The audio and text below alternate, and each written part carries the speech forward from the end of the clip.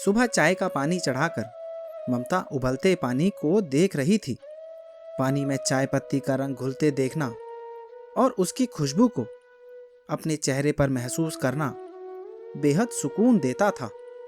रोजमर्रा की भागती दौड़ती जिंदगी से ऐसे ही छोटे छोटे पल चुराना उसे तरोताजा कर देता था। तभी फोन पर फेसबुक की मैसेज टोन सुनाई दी। किसी ने कुछ पोस्ट किया था। उसकी सहेली दीपा ने अपनी ट्रिप के फोटो पोस्ट किए थे। फोटोज बहुत ही सुंदर थे। दीपा और उसके पति कैलाश के साथ में काफी सारे फोटोज थे, जिन्हें देखकर ममता के मन में फांस सी चुभ गई। ऐसा बिल्कुल नहीं था कि वो उन लोगों को पसंद नहीं करती थी और ना ही उसके मन में कोई जलन थी। बस फोटो देखकर उसकी एक ख्वाहिश फिर सिर उठाने लगी। उसने फोटोज को लाइक किया और एक कमेंट में भी लिखा, वंडरफुल जोड़ी। मनन और ममता की शादी को 15 साल बीत चुके थे। सब कुछ ठीक ही था उनके बीच। अच्छी अंडरस्टैंडिंग थी। मनन ने कभी भी किसी काम के लिए नहीं रोका। उसने शादी के बाद अपनी पढ़ाई जारी रखी, एमएससी और पीएचडी किया। अब कॉलेज में एक प्रोफेसर की नौकरी कर रही थी। कई बार वो सोचती थी, क्या वो पूरी तरह से आजाद थी? क्योंकि हर काम के लिए मनन की परमिशन तो लेनी ही पड़ती थी। जैसे कि घर पर किसी को बुलाने से पहले पूछना पड़ता था, कोई गेस्ट आ रहे हैं तो खाना क्या बनाना है, उनका सुझाव लेना पड़ता था। किसी को गिफ्ट देने से पहले मनन से ही पूछना ठीक रहता था। कभी अगर वो अपने मन से गिफ्ट ले आए और मनन को पता चला कि उसके मन मुताबिक नहीं है, अगले 5-6 दिन तक मनन की नाराजगी झेलना पक्का था। हर काम टाइम टेबल से चलता था। सुबह की चाय से लेकर रात के खाने तक का फिक्स टाइम था। 5 मिनट भी ऊपर नीचे हो जाते तो अगले 2-3 दिन भुगतना पड़ता था। और यही बातें उनके बच्चे शुभम और आकांक्षा के रूटीन का हिस्सा बन गई थी। जब कभी बच्चे मनन के बर्ताव से चिढ़ जाते तो ममता उन्हें समझाती, और जब वो खुद अपसेट होती तो बच्चे उसे संभाल लेते। बस इसी तरह जीवन चल रहा था। ममता ने मान लिया था कि शायद शादी के बाद इस तरह का बदलाव नॉर्मल है। उसकी शादीशुदा जिंदगी में बहुत सारी पॉजिटिव बातें भी तो हैं। क्या हुआ अगर कोई निर्णय नहीं ले सकती? बहुत सारी छोटी छोटी ख्वाहिशें थी उसकी, जिन्हें वो अनदेखा कर देती थी। ऐसे ही एक ख्वाहिश थी मनन के साथ एक फोटोग्राफ खिंचवाने की। ये ख्वाहिशें भी कितनी अजीब होती है ना।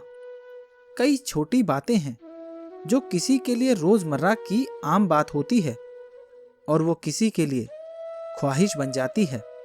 जैसे पिंजरे के पंछी आसमान में उड़ते परिंदों को देखकर ये सोचते हैं, काश हम भी उड़ पाते। पर उन परिंदों के लिए तो हर रोज उड़ना ही उनकी जिंदगी है।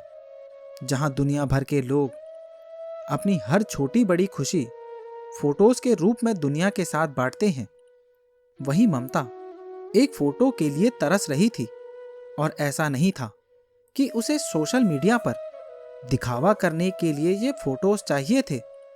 उसे तो बस अपनी यादों को संजोने के लिए चाहिए थी। मनन हमेशा फोटो लेने से कतराते थे।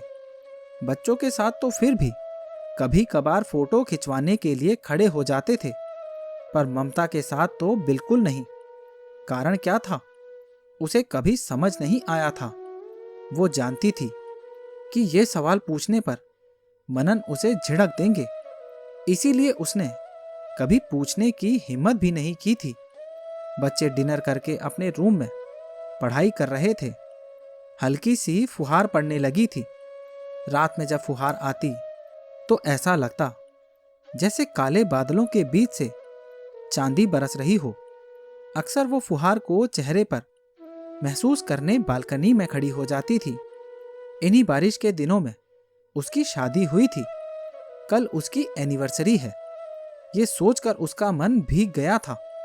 वो अपने मन में पुराने एहसास टटोल रही थी। वो सुकून और पहले की कशिश। पहली बारिश होते ही वो उसी समय में पहुंच जाया करती थी। उन दिनों के मनन को याद करती और आंखों की कोर अक्सर भीग जाया करती थी।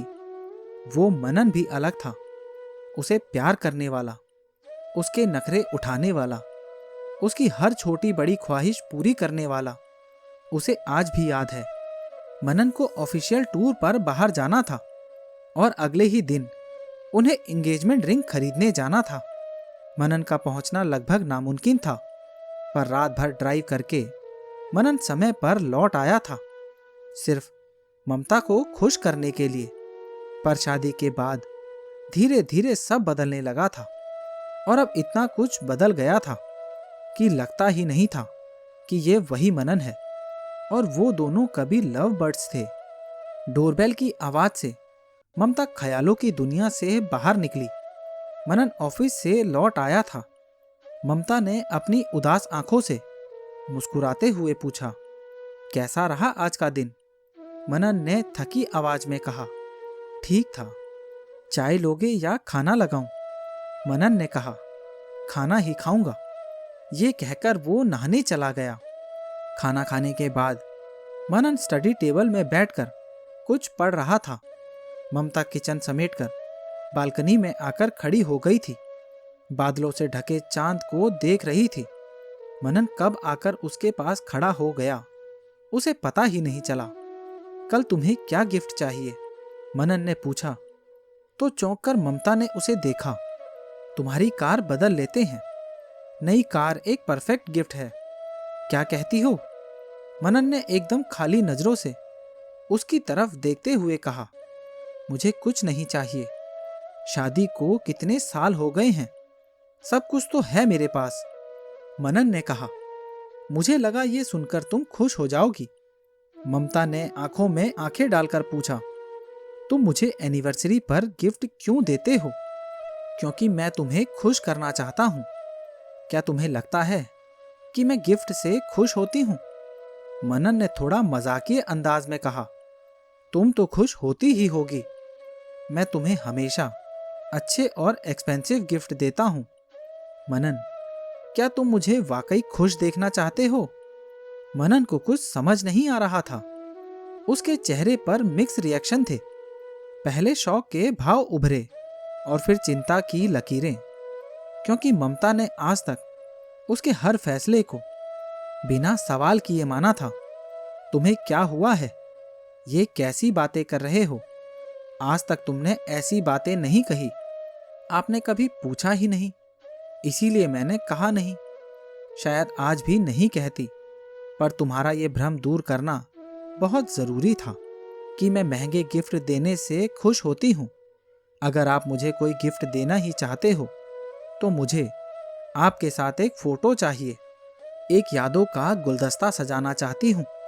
हमारी साथ में एक भी फोटो नहीं है। अगर तुम वाकई में मेरी खुशी चाहते हो, क्या तुम मुझे प्रॉमिस कर सकते हो कि हम हर एनिवर्सरी पर साथ में एक फोटो क्लिक करवाएंगे? मनन ममता को ऐसे देख रहा था जैसे भटके हुए राही को हाथ पकड़कर घर के रास्ते वापस ले आए हों। ममता, क्या ये तुम्हारे लिए इतना जरूरी है?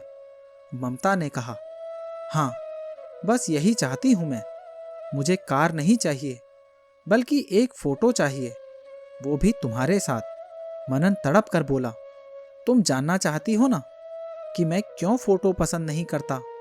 क्योंकि आजकल हर फोटोग्राफ सोशल मीडिया पर अपलोड किया जाता है, जिन्हें हर कोई देखता है।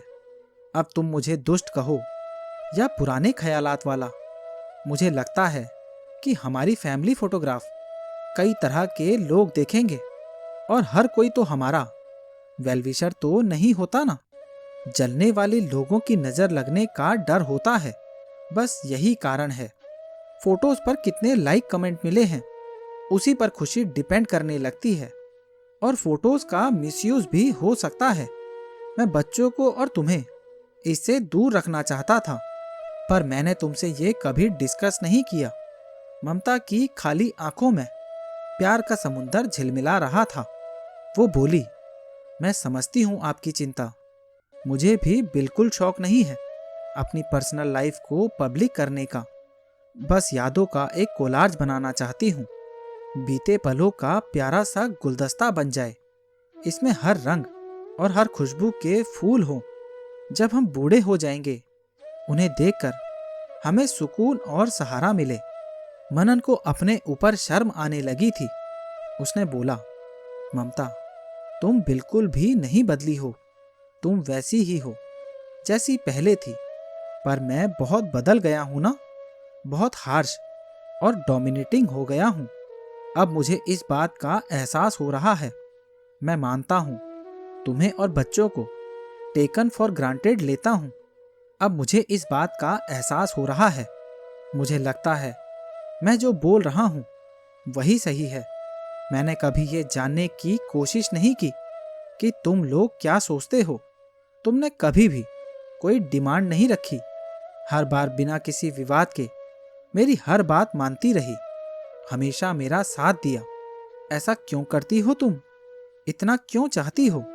तुम्ही ने बिगाड़ा है मुझे। अब सुधारना भी तुम्हें ही पड़ेगा। डांटा करो मुझे जब भी गलत करूं। बहस किया करो मेरे साथ। अपनी बात मनवाया करो प्लीज। क्या तुम मदद करोगी मेरी, फिर से वही पहले वाला मनन बनने की? तभी बादलों के बीच चांद निकल आया था। ममता को पास में खींचते हुए मनन ने कहा, चलो चांद के साथ सेल्फी लेते हैं। चांद और मनन दोनों ही मुस्कुरा रहे थे। तो दोस्तों, ये कहानी आपको कैसी लगी और इस कहानी के बारे में आपकी क्या राय है, नीचे कमेंट बॉक्स में ज़रूर बताना। और अगर अभी तक आपने चैनल को सब्सक्राइब नहीं किया है तो सब्सक्राइब कर लेना।